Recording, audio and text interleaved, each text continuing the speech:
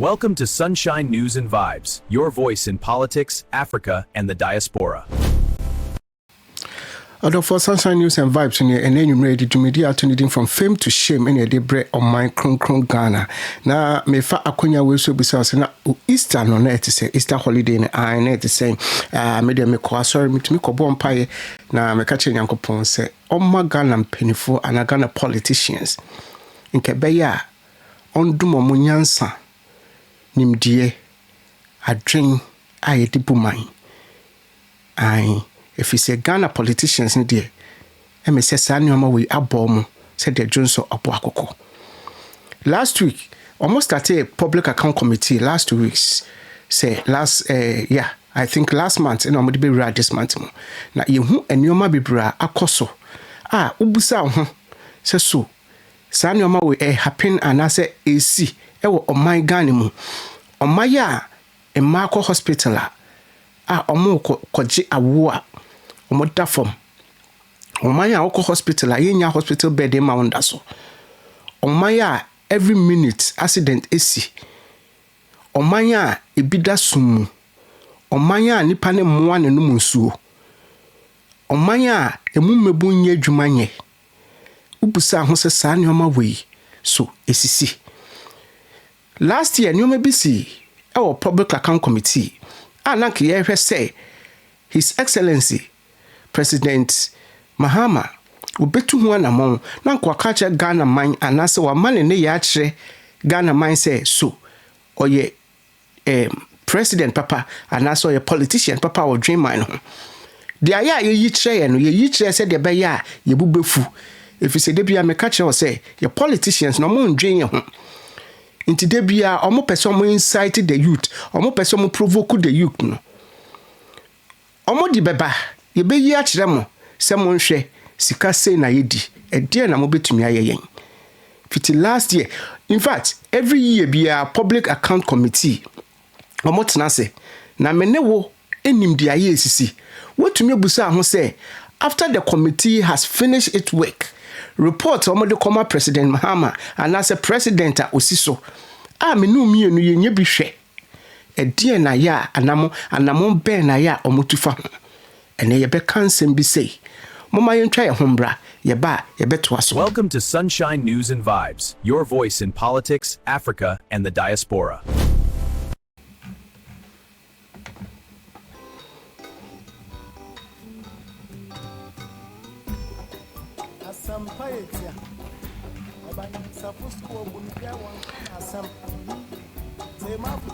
No cry said them di kan public account committee I set it up. Almost started last month. Ya dia be ready this month mo. Ya tete nyoma bebre ekoso. Na mefa enyoma mienu. Baako this year. In fact this year de no munwie ye. Yina yenye bihwe. Omunwie ye. Na ma pick baako. One story if you there see last year nim. Na me busa ho say de omu yi kire ye ene no anase this year de no. Anamon ben no betu afa ho. Eye huhu keke. Ye politicians me say nyansa di buman paade abom Bible say e ko bi ni nyansa ni nimdi a nka yensu fra asafo urade na ode bedum yen e say omu nim so omu ni binti no o kan na omu bu ofu say ye na nka omu ti ase so omu ni bia nka ye kura bebo omu won paibom enso omu nti ase enti hwede omu ye oman no oman kronkron Ghana said ye start ye no nanka by this time dear e was say o bagana baba hwe oman ni mu a nka yetumi juice ka twitwiri anase ye senipa nim said ye ne abrofo no senipa mu ansa ne ma krata se gibra ye man so enso Ghana ye nya ne sa ye politicians yi edi Ghana bro fiti tama oman nya independence ebesi emre ame no kasei omo diapro. In fact, yene China sa wo hwe time a Ghana ye wie ye revolution time. The last revolution take place was Ghana. Rawlings time. Rawlings time. The last revolution take place. enum no omudinya 31st December women's movement. Yen sure might be to say China. In fact, China ko trials mu, ako problems mu, ako revolution mu. Revolution on my ni asasi so a etu mpon ebia kakra bi, but amaya kesia a edimu wo asasi so enemra me no kasei. Omokro revolution mu ansa no maba bedu bebi a omodu. Na senka revolution isi na after that no omai na ekoso a eno na yenya revolution so mfaso. De biara da aya ye boy mpenifo ni bi dimbone eye no kure efi se adwen a etai omo revolution echi no aya omo bewie no na ye hu ni sa sure my China ko revolution mu bebre omo last revolution a omo nyaaye omo 10 over revolution the last one omo nyaaye no 1978 sorry 1978 ina oman bi tisa China omo last revolution end ye na China ne ewiase na dan China no na ntisese over from 1949 oman China mu omo the communist revolution ewo 1949 no man na tetia pansam. In fact, that time na China de kasi ye ma visa akọ wa na te say ene ye ma obi visa e de akọ Iran na che say opese okowu China omo didi musa na civil war omo ne Japan ntukwa na say oman mu be stable in 1978 fiti that time no omo tumi ahihye China kakra ebesi ename no kasei minua from 1978 oman China ewie ni revolution omo 10 points 1978 omo wie ye no hwe fiti that time na abesi ne yemfa no nto ho oman Ghana your last revolution ye 1981 under His Excellency Flight Lieutenant General John Rawlings 1981 and your last revolution taking place in Ghana. Now yanhwa de China almost last revolution taking place 1978 and ye wie ye de 1981 from 1978 to 1981 I think say 3 years. We have only 3 years intervals with China. Yahweh developments. Say China, menka independence time me say revolution. Say the entukwa ne sa nneoma no say entukwasi fia bibi papa bi ankoso yate ase yaje atum nti say oman bi te say China ewie omo de 1978 ena yemfa ne say ye wo China out of revolution mu ebesi ho ena yen sa time na ye hye yefu mu na ya nyem yen ye the revolution anyem yen nti 1981 ena Rawlings Adaroma ye wo Ghana the last revolution taking place into which ma China is in Ghana penny 3 years in terms of revolution and saniomano. After revolution ena development started a course. Now over China and Ghana busa won say e de na menua unhu e de na enne unhu ye leaders no ye politicians no omu di Ghana brododo me busa sa question we say sebi nyansa na omu nim na omu nim oman ni bu ana sebi jimie na omu jimi because sebi obie ni ho a na dwimu da ho jibie ni nafa onya de papa obie ni ho a onim bibi se otumi ye wo de mana ontumi nye ena nipa se wo decide se onmo abro a wo be ye ni o papa nti ye mpanifo no ana ye politicians nim na omunim so omunim a fair enough obi kuta degree nso bia ni dinkro ntumi nchuro nti e bia na se de omo kase omo kwa manone ekosua ade no e bia na ntisa ebia certificate ne kutekutɔ mo no ebia na ye entoma ebia na omo exams ne kura obi na kyeroma omo eno ye omo asem nti se omo nima ye be fa ne saa ne ehu de be ye omo se omo ni nyansa ene na sabe omani ye be bre because se wakandi ni nim nyansa Bible say eko bi ni nyansa ni nimdia mombusa asafo awurade that means say ye bibi na sa nyoma we nim a entumi nye yie ye mpanifo no jimi no mo jimi nyansa no mo nim na abro no mo pese mo bo Ghana anase nim no mo nim yanko public account committee last year the same program happened said them di kan every year bi omo ye na yehu Electricity Company of Ghana omo yearly a year omo tro e de komo aban na aban approve amomo se sika we ne pese edidi adwuma afi anase afi a ebe nti aban je hwem na se sika wo ho a san ne mfa nkodi adwuma ampa omo tro mo de koye e na aban approve ma omo. Well, Tama committee ni tena ase no. Ye fra mo betena ase efise na nioma ekoso no. Eno ne ye fra ne kankan proye ene ketahye. Na etan, na bon, na nya akono, na nya de e wo se nipa ye. Omo betena ase no. Ye hwe sika omo dia. Na nki ye hwe se saa time no oman peni otie akunya so ebetu ho anamon na oman na gie sika aira. That was last year, America 2025. People na omo de call ya bansa a sign. Say, yemfa ne say, ebia afi ye betu kwan.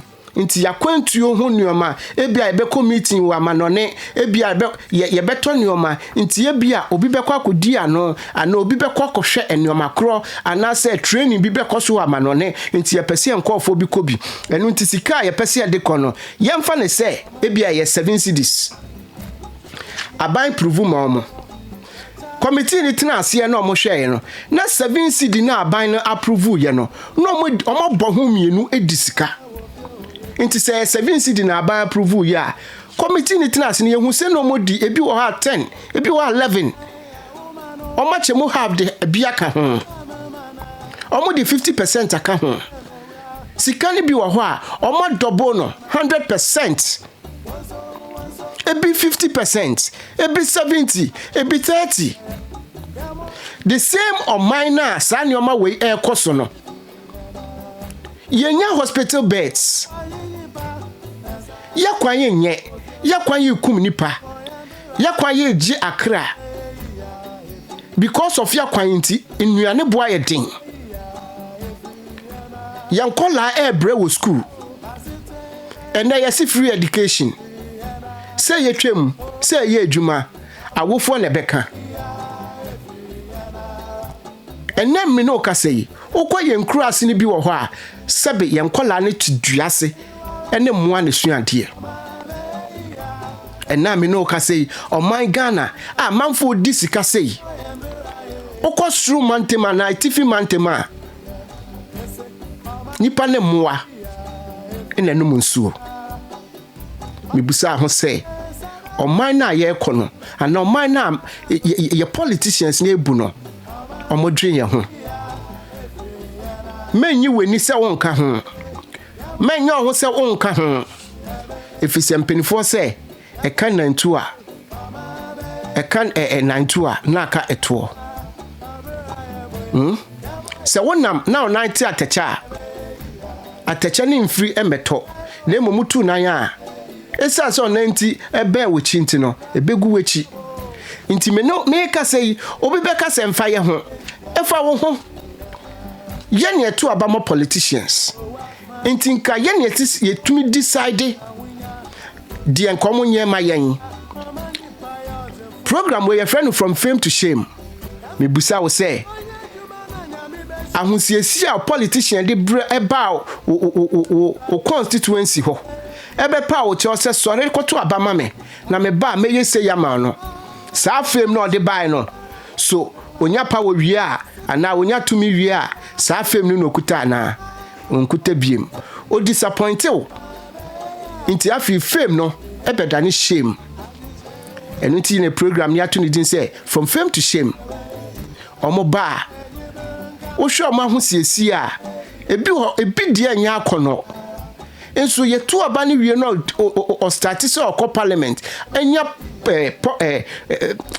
appointments say ombe ye Ghana adwuma na ahosiesi sisa ne fi a wotimo sisa ne car wotwi sisa sebe ne rekrampo ahosiesi enso sisa enkanya hwe say honorable ready ubesiesie ho na ka ho ayefe na odi honorable chi a ayefe na emom sika ben no de ye aban oman sika na baakofo tumi di yan hwe de see last year public account committee yebusa electricity company of Ghana ketashe proye ne kanken bi ekoso amene wo kasei aban ne gye anase omanpani ne gye wantumi anka hwe ne nyansa nkyere ne se sika nkofo die wo se megye ede ma me manfo na dwen anka sa nkyere no we jama sika na hye wa masika ne ko onfa ho efiso man ne nyane papa man ya to aba man se ombedi so keke enti se amanfo bedi o so mundi o emfa ne ho enti se oyo mampani wona se oyo minister president wona wo hwe man so oman no safoa a edi esika gum ekuta wo timi busa wo edi ne se wo kwan se obi ti sika o de ne be fa mra kwan so na moje esika ma yen omanpani ye hu saade ne wo ho ye hwe de see last year public account committee na yen to aso staff poor. Hey, did they drive around the world? Budget was 3.8 and you spent 3.6 million. Communication expenses, DCG. The budget was 4.2, but you spent 7.9 million. Consultancy, budget was 40 million, but you spent 58.6 million. All these you did on your own without even board approval. Industrial relations, your budget was 2 million, but you spent 13 million. Stakeholders' expenses, your budget was 3.1 million, and you spent 9 million. And you want to increase that tax. Publicity, your budget was 5.7 and you spent 21.8 million. Professional fees and subscription, you are supposed to spend 731,000 and you spent 1.5 million. Overseas travel expenses, you are supposed to spend 14 million and you spent 29.8 million. Call center expenses, you are supposed to spend 23.5, you spent 29.3 million. So budget approval was 144 million. You spent 333 million. That's excess of 189.2 million. This shows financial indiscipline. And the recommendation over here is that sanctions under Section 96 of the Public Financial Management Act 216, Act 921 should be applied to the officers involved. We also urge management to efficiently monitor and control the company's expenses. CEO, those managers who were involved, I will recommend that they need to face the general for prosecution. It's just simple. So, You know your credit card. You make it no ask me for that. It's a last year.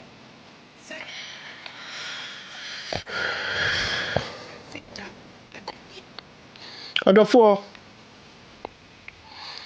kakra a yɛhwɛ yi every last year public account committee nneɛma ɛkɔɔ so wɔ hɔ kɛtɛ ahyehyɛ kankan ne porɔyɛ a ɔmanpanin mahama asat me ne wo kasa yi ɔntumi ntu ho anamɔn sɛ wɔsɛ yɛgye sika ne brɛ ɔman ghana na the same people have started the committee again to question people say no mo ghanafoɔ sɛ sɛbe yɛgye mi anaasɛ sɛn ɔmanpanin mahama last year wona na wote akonnwa so mebusa ho sɛ saa asɛm wɔyɛ esi yi which ɛnyɛ wɔn nko ara na esi wɔ committee n'anim nneɛma bebree kɔɔ yi yɛntumi nyi ne nyinaa wohwɛ nneɛma esisi yi a yɛbusa president mahama sɛ committee ne wie yi a wɔde report ne kɔma ano no ɛdeɛ na woyɛ fa ho anamo bɛ na wotu fa ho ghana sika no tumi gye ma yɛn president mahama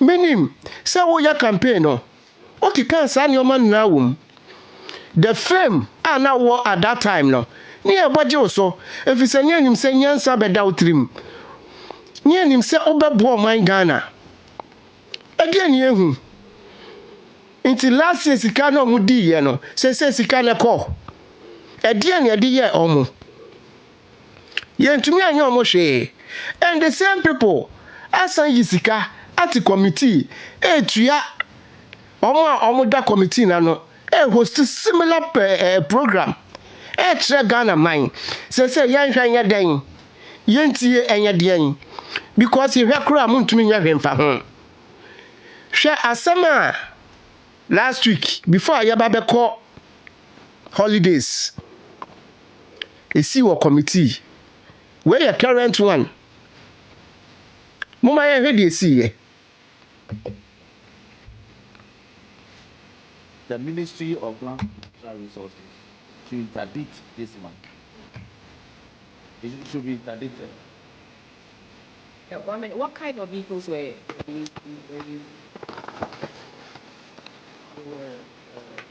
Suzuki Grand Vitara. Are they? Suzuki Grand Vitara.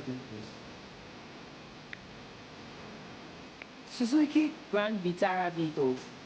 6 for pickups or They are SUVs. SUVs. Oh, okay, then for 4.8 million Ghana cedis. So, what was the price for one?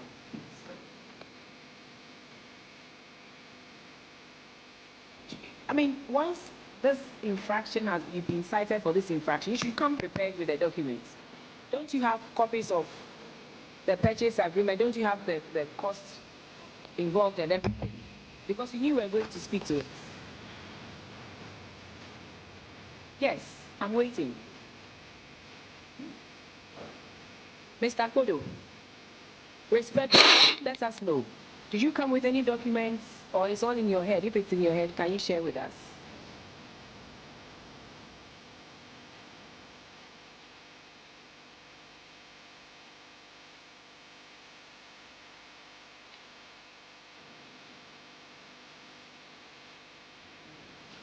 Sir, we are waiting for you.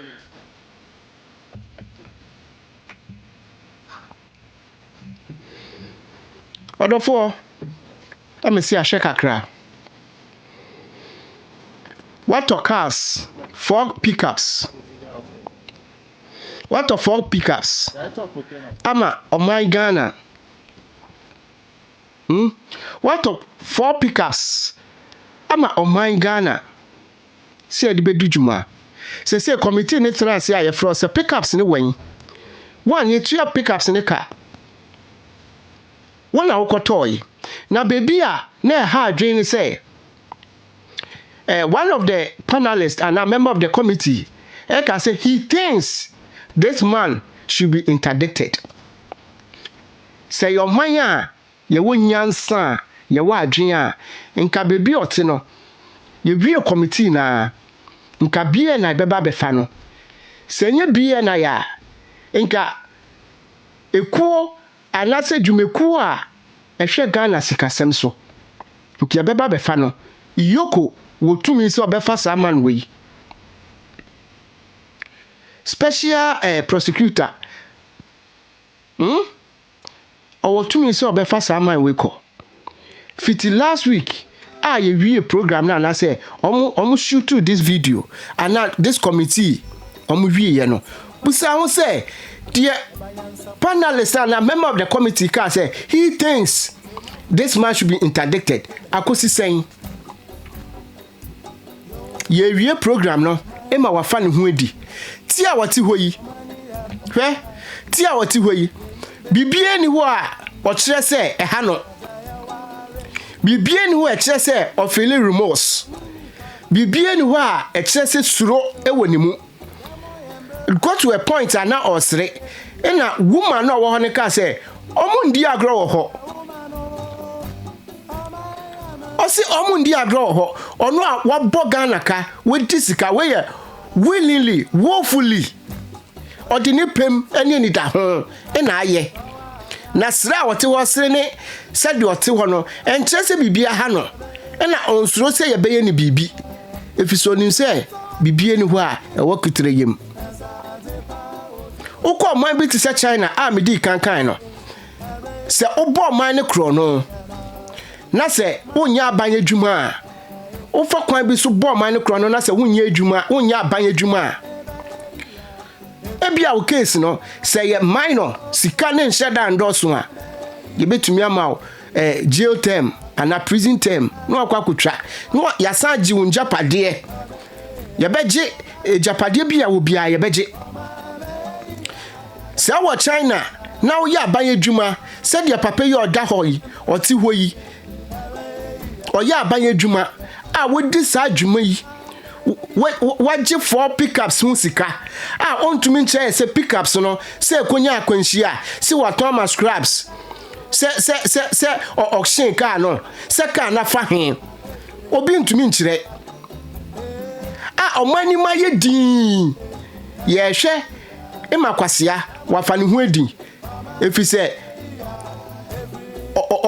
obi na de ne ko ho enye ni tumi ye pejani ne de ne ko si ho enti saa kwasia no onim se ye ntumi nya ne hwe wonya kwasia nka wonye sei se wonim se ade a me ye ho beba asem ene ana ochina na wo ye wajimi na Ghana politicians sabe munjimi yanka papa we me se ehwa na nka yoko esese befa ne ko because so dwen ho a nyansa ni de ekoso nim last year BC this year BC se mu yi kire Ghana for so monya ne den say ye China nka papa we ye be sentence no by death unim a monkwohwe wo ye abaye dwuma na wo disika BBC say ya you be killed, you be hanged, ye be kum e China.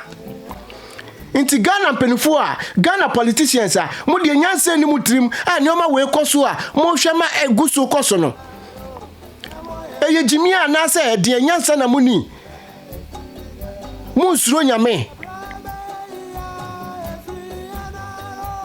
oh mo ya ma ye too much na Ghana mebu me say sanoma we say nyame adom social media daroma first na nka ye nye bi nhwe se ye talk for mani ate nti ye beba beka moma moni nda ho program we from fame to shame unye bi hwe anu like no subscribe tro ebra me ye bekan ye mpanifo no mo nyoma dwen so mbesesa se nkom besesa nko bi ti se president Mahama all per second time aba obeka ensem de kire Ghana for okuta ni fame a ode buy say he's in Ghana with shame.